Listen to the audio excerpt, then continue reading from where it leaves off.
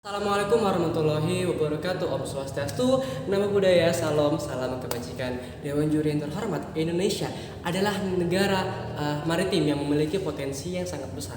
Apalagi 62% dari wilayah Indonesia berupa perairan. Dengan melimpahnya sumber daya alam berupa hasil dan kekayaan laut, bukan tidak mungkin jika pemerintah Indonesia memiliki kendala-kendala serta masalah akibat tidak maksimalnya pengawasan serta pemanfaatan dari perairan tersebut. Apalagi maraknya kasus-kasus pencurian ikan dari nelayan tetangga kita yang ini menyangkut dari keutuhan dan kedaulatan serta pertahanan dari Indonesia itu sendiri. Karena dengan adanya illegal fishing atau nelayan-nelayan dari negara lain masuk ke perairan kita, ini menandakan bahwa lemahnya pengawasan dari pemerintah Indonesia itu sendiri dalam melindungi dari nelayan-nelayan lokal. Karena dengan adanya pencurian ikan tersebut itu merugikan dari nelayan-nelayan lokal itu sendiri. Nah, begitu apalagi jika ditambahkan dengan pemanfaatan strategi ekonomi biru.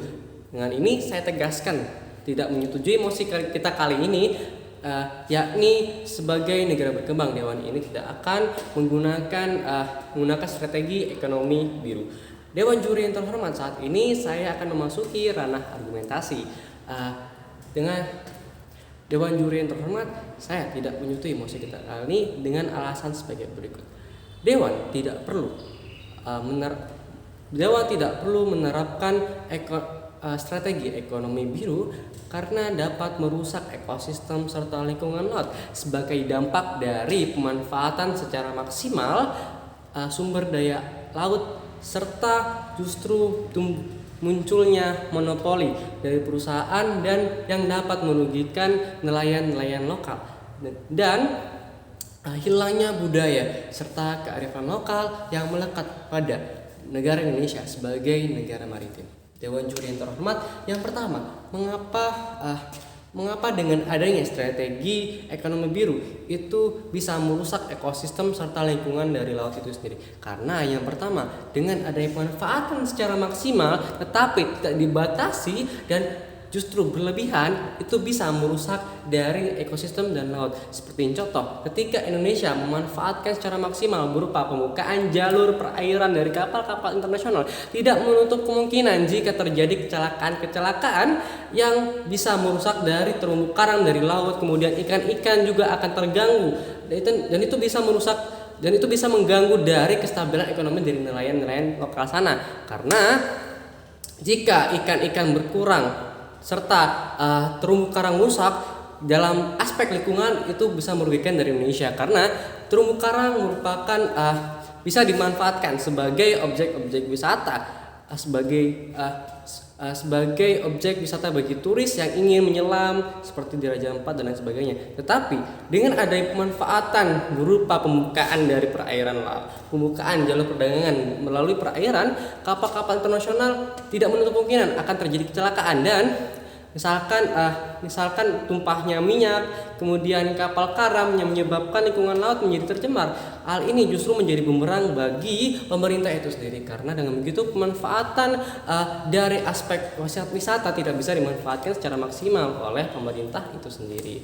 Yang kedua, mengapa dengan adanya strategi ekonomi biru itu justru bisa memunculkan monopoli dari perusahaan yang justru bisa merugikan dari nelayan lokal itu sendiri? Karena dengan adanya pemanfaatan dari strategi ekonomi biru, perusahaan-perusahaan akan mencari untung dan mereka akan memanfaatkan dengan sebaik-baiknya demi keuntungan dari perusahaan itu sendiri, tidak mementingkan dari sisi nelayan. Coba kita bayangkan ketika perusahaan memonopoli dari sektor laut berupa hasil kekayaan laut itu sendiri, bukankah itu menjadi kerugian bagi nelayan lokal? Karena karena perusahaan bisa memonopoli harga-harga dari hasil kekayaan laut itu sendiri, dan nelayan tidak punya pilihan lain selain menjual kepada perusahaan tersebut. Ini artinya perusahaan tersebut memberikan kerugian kepada nelayan dari sisi ekonomis yang mengakibatkan nelayan akan kesulitan untuk mencari nafkah bagi keluarga mereka sendiri. Yang ketiga, dengan adanya strategi pemanfaatan ekonomi biru itu justru bisa menghilangkan budaya serta kearifan lokal yang melekat pada bangsa Indonesia itu sendiri, karena kita tahu bahwa negara Indonesia adalah negara maritim, dan jika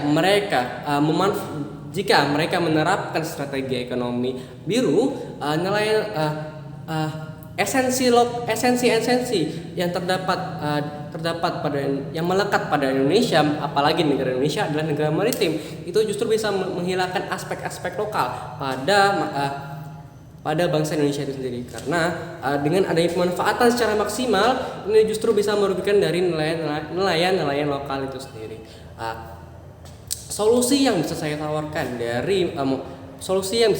dari mosi kita kali ini adalah yang pertama, pemerintah perlu mengimbangi infrastruktur dan teknologi sebelum dilakukannya strategi ekonomi biru. Karena seperti yang kita tahu, negara Indonesia adalah negara berkembang dan teknologi serta infrastruktur yang dipakai masih belum bisa untuk menunjang dalam pemanfaatan secara maksimal. Dan oleh sebab itu, saya rasa pemerintah lebih fokus dulu dalam pemanfaatan teknologi serta infrastruktur itu sendiri. Karena dengan imbangnya infrastruktur serta pemanfaatan dari sumber daya alam berupa laut itu bisa dimanfaatkan secara maksimal, dan tentunya adanya regulasi serta aturan pembatasan agar ekosistem laut tetap berjalan dengan baik dan seimbang agar tidak terjadi kerusakan jika tidak terjadi kerusakan bisa dimanfaatkan sebagai objek wisata. Saya tegaskan sekali lagi bahwa saya tidak setuju